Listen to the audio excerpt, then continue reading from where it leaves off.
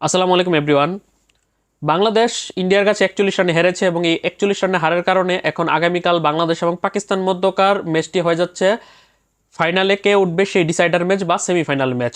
এখন যদি বাংলাদেশ ইন্ডিয়াকে হারিয়ে দিত সেক্ষেত্রে ইন্ডিয়ারও সুযোগ থাকতো, বাংলাদেশের সুযোগ থাকতো, শ্রীলঙ্কার থাকতো, পাকিস্তানেরও থাকতো, কিন্তু এখন ইন্ডিয়া বাংলাদেশকে হারিয়ে দেওয়াতে ইন্ডিয়া ফাইনালে উঠে গেছে, অন্যদিকে বাংলাদেশ পাকিস্তান ম্যাচ হয়ে গেছে সেমিফাইনাল ম্যাচ। আর শ্রীলঙ্কা কিন্তু এখন ছিটকে গেছে, কারণ হচ্ছে ইন্ডিয়া 2 ম্যাচ জিতে উঠে গেছে।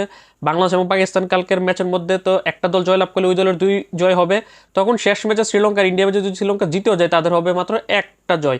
যার কারণে মূলত ইন্ডিয়া উঠে গেছে। এখন বাংলাদেশ পাকিস্তান ম্যাচের মধ্যে যে জিতবে তারাই কিন্তু ফাইনাল খেলবে। এখন কথা হচ্ছে বাংলাদেশ পাকিস্তান ম্যাচ তো পরের কথা, আজকের ম্যাচটি কি 41 রানে হারার মতো ম্যাচ ছিল? প্রথমত 10 ওভারে 96 রানে 2 উইকেট যাওয়া ভারতীয় দলের মনে হচ্ছিল যে 200+ রান করবে, তারপর বাংলাদেশ বোলারদের দারুণ কামব্যাকে আমরা তাদেরকে 168 রানে আটকাতে আমরা সক্ষম হয়েছি 6 উইকেটে।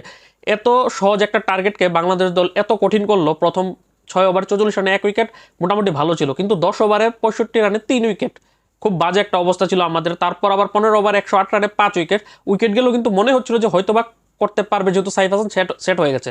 40 রান, 65 রান, 66 রান, 67 রান, এই 4বার 4টি ক্যাচ ভারতীয় ফিল্ডার থেকে পরে যাওয়াতে কিন্তু 4টা লাইফ সাইফ হাসান পেয়েছে, কিন্তু 69 রানের বেশি কিন্তু সে করতে পারেনি। সাইফ হাসানের কাছে কিন্তু সুযোগ ছিল এবারে এশিয়া কাপের হাইয়েস্ট রান স্কোরার হওয়ার, যে এখন পর্যন্ত কিন্তু অভিষেক শর্মা 37 বলে 75 করে সর্বোচ্চ এক ইনিংসে ব্যাটিং।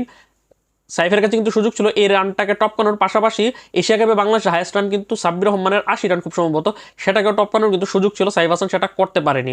আর বাংলাদেশের ব্যাটসম্যানদের শেষ দিকে কেন যে এর ধরনের বড় বড় শট খেলতে যেতে হলো, প্রত্যেক বলই তারা মনে হচ্ছে যে আকাশের মধ্যে বল তুলছে, যাতে আকাশের মধ্যে বল দিয়ে তারা ট্রাই করছে যে ভারতীয় ফিল্ডাররা ক্যাচ নিতে পারে কিনা, কারণ তাদের তো আবার ফাইনালে বা শ্রীলঙ্কার বিপক্ষে তাদের একটা ম্যাচ রয়েছে, সেই ম্যাচের আগে তাদের ফিল্ডারদের ক্যাচিং প্র্যাকটিস করাচ্ছিল বাংলাদেশের ব্যাটসম্যানরা। তারা চাইলে কিন্তু এই ম্যাচটা, যেটা বাংলাদেশ 127 রানে অল আউট হয়েছে, সেই ম্যাচটাকে কিন্তু বাংলাদেশ ক্লোজলি নিয়ে যেতে পারতো 160 রানের কাছাকাছি।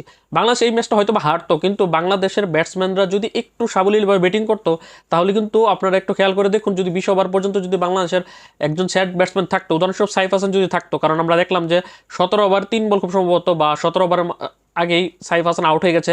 তারপর কিন্তু এই যে মুস্তাফিজ, নাসুম, তারা যে ব্যাট করেছে 19 ওভার 3 বল পর্যন্ত 127 রানে নিয়ে গেছে, যদি সাইফ হাসান থাকতো হয়তো বা সেই রানটা 140, 45 বা 150+ হতে পারতো, অথবা অন্য আরেকটা ব্যাটসম্যান তার সাথে থাকলে সেটা 160 পর্যন্ত যেতে পারতো। যদিও এই ম্যাচে আমরা হারার পর আমরা যদি 90 রানে অল আউট হই, বা 110 রানে অল আউট হই, বা 150 রানে অল আউট হই, বা 167 রান করে অল আউট হই, নেট রান রেট আর কোনো কাজে আসবে না, কারণ এখন আর নেট রানের কোনো মানে নেই। তারপরে কিন্তু আমরা চাইলে একটা সামঞ্জস্যপূর্ণ একটা স্কোর দাঁড় করাতে পারতাম। আমরা তাদের ব্যাটসম্যানদের লাস্ট 10 ওভার যেভাবে আটকিয়েছি তার চেয়ে বাজে এবং দ্রুতভাবে আমাদের ব্যাটসম্যানরা কিন্তু আউট হয়ে গেছে। এবং একটা সময় মনে হচ্ছিল যে ভারতীয় বোলাররা ভালো বল করেনি, আমাদের ব্যাটসম্যানরা খারাপ ব্যাটিং করার কারণে আমাদের এই অবস্থা হয়েছে। একমাত্র সাইফ হাসানের 51 বলে 69 রান বাদ দিলে আর কোনো পারফরমেন্সই নেই। ডাবল ডিজিটে আর মাত্র ইমনের 19 বলে 21, আর বাকি প্রত্যেকজন ব্যাটসম্যান সিঙ্গেল ডিজিটে সবগুলো আউট হয়ে গেছে।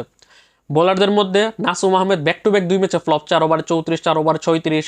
মুস্তাফিজুর রহমান 4 ওভার 33 রানে একটা উইকেট শিকার করেছে। প্লাস মুস্তাফিজুর রহমানকে অভিনন্দন জানাতে হয় এই কারণে, কারণ মুস্তাফিজুর রহমান কিন্তু বাংলাদেশি প্রথম ক্রিকেটার হিসেবে টি-20 আন্তর্জাতিক ক্রিকেটে 150 উইকেটের মাইলফলকে স্পর্শ করেছে। সাকিবের 149 উইকেটকে টপকেছে আজকেই।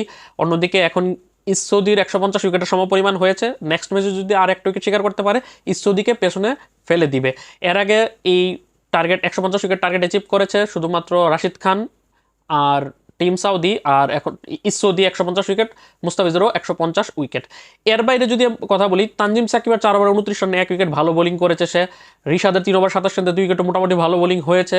অন্যদিকে সাইফুদ্দিন খুবই এক্সপেন্সিভ বোলিং করেছে, যদিও লাস্ট ওভারের একদম 20th ওভারে কিন্তু সে মাত্র 4 রান দিয়ে 1 উইকেট শিকার করছে। ওই ওভারটা ছাড়া কিন্তু প্রথম 2 ওভার 33 রান দিয়ে কোনো উইকেট শিকার করতে পারেনি।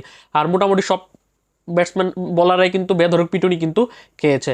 এখন কথা হচ্ছে পাকিস্তানের সাথে ম্যাচের আগে আমাদের যে ব্যাটসম্যানদের এই বাজে অবস্থা, ইন্ডিয়ার বোলারদের এগেনস্টে মনে হচ্ছিল যে ইন্ডিয়ার বোলাররা ভালো বোলিং করছেন, আমরা বাজে ব্যাটিং করছি, স্টাম্প ছেড়ে প্রত্যেকটি বলকে আমরা আকাশে তুলতে চাইতেছিলাম, এরকম একটা অবস্থা। এখন পাকিস্তান ম্যাচের আগে অবশ্যই বাংলাদেশের এইসব যে ঝামেলাগুলো এগুলো থেকে বেরিয়ে আসতে হবে, যে আমরা যদি ইন্ডিয়া আমাদেরকে 250+ টার্গেট দিত অথবা 200+ টার্গেট দিত, হয়তো বা আমরা 50-60 রান আমরা হারতাম। কিন্তু মাত্র 169 রান টার্গেট দিয়েছে, যেটা দুদিন আগে শ্রীলঙ্কা আমাদের টার্গেট দিয়েছিল, আমরা কিন্তু সেই টার্গেট অ্যাচিভ করতে পেরেছি। কিন্তু আমরা এখানে এসে ইন্ডিয়ার সাথে 127 রান অল আউট হয়ে গেছি। মানে একটা ছাপ রাখতে হবে না যে ইন্ডিয়া বড় দল, বাংলাদেশ ইন্ডিয়ার সাথে হারবেই। বাংলাদেশ 18টা টি-20 ইন্টারন্যাশনাল ম্যাচ খেলেছে ইন্ডিয়ার বিপক্ষে, যেখানে 17টাতে হেরেছে, মাত্র একটাতে জয়লাভ করেছে, তাও 2019 সালে। তারপর আর লাস্ট 6 বছর যাবত কোনো জয় নেই, সেই ধারাটা অব্যাহত রেখেছে এবং হারলে ভালোভাবে হারতে হবে, এরকম যে একটা টার্ম বাংলাদেশ দল কিন্তু পরিচালনা করছে ইন্ডিয়ার বিপক্ষে, যে আমরা তাদের কাছে ফাইট দিবই না। যদিও গত ওয়ানডে এশিয়া কাপে বাংলাদেশ ভারতকে কিন্তু হারিয়েছিল।